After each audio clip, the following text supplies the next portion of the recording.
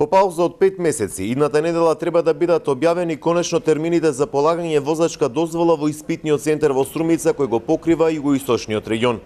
Собранието ги донесе измените на Законот за безбедност во сообраќајот на патиштата, со кои се овозможува испитните комисии да вршат теоретско и практично тестирање без лиценци, што беше причина за застојот во изминативе месеци.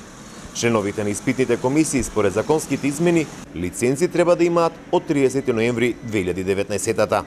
Околу 1000 кандидати од општините од југоисточниот регион кои што ја помина обуката низ автошколите, повеќе од 5 месеци чекаат да излезат на завршниот теоретски и практичен испит за добивање возачка дозвола.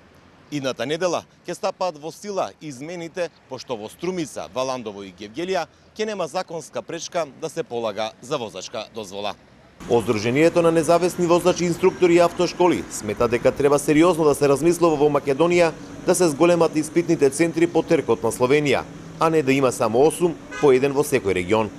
Нешто како модел ни послужи словенечкиот, каде што сме слични по површина и по број на жители, каде што има 18 испитни центри со своји испостави, каде што е рационализиран испитот, значи сега за сега само ние сме со трочлена испитна комисија.